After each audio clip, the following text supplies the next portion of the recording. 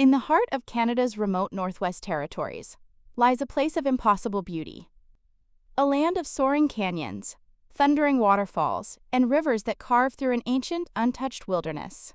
This is the Nahanni Valley.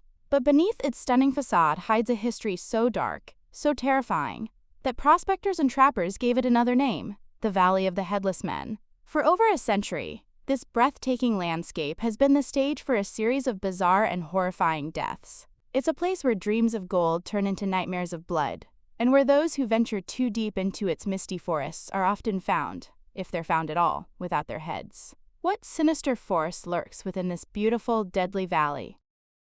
Our story begins in 1905, a time when gold fever gripped the North. The Yukon gold rush had cooled, but tales of new, richer claims drew hopeful men into unmapped territories.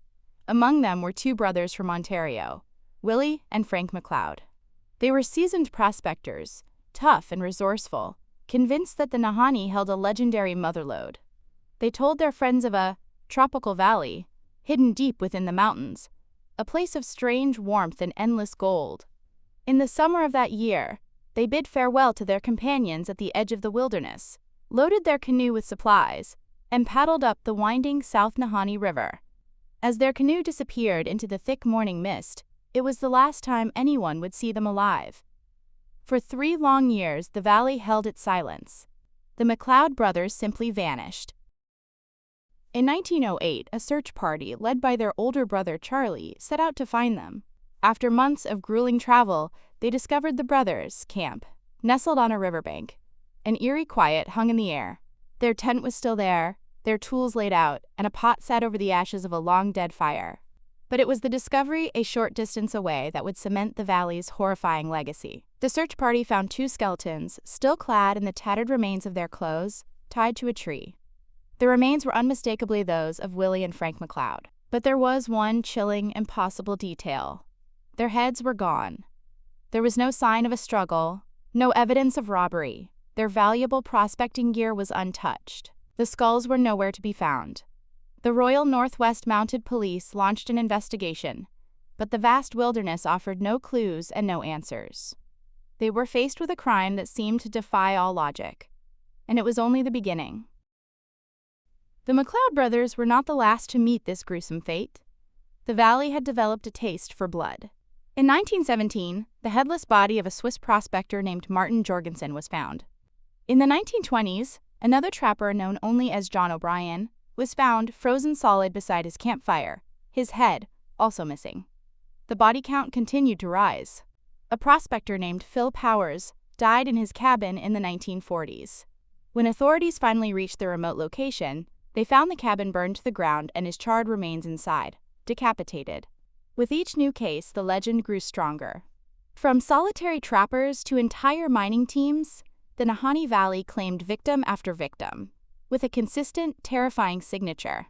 The list of the vanished and the dead became a roll call of horror, and official investigations always came back empty. The wilderness was too vast, the clues too scarce, and the crimes too bizarre for conventional explanation. With no clear suspect, terrifying theories began to swirl.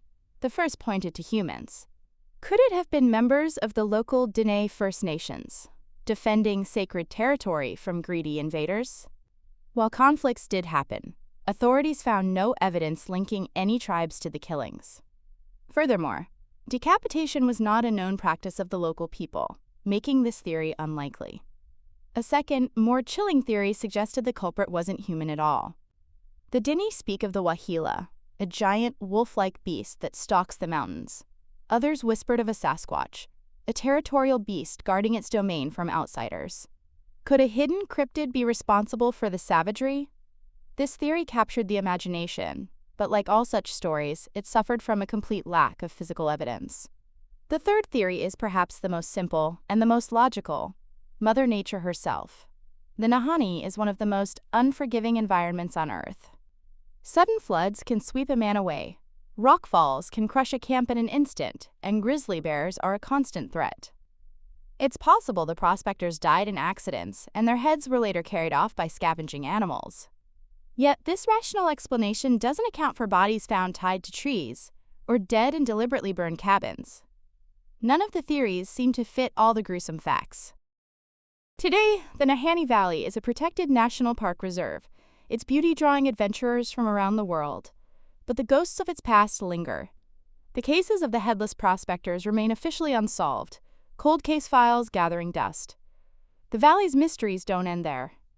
Legends persist of a lost gold mine that drives men mad, of a strange, warm, tropical oasis hidden amongst the icy peaks, and of eerie mountains shaped like skulls. Has the threat, whatever it was, simply vanished?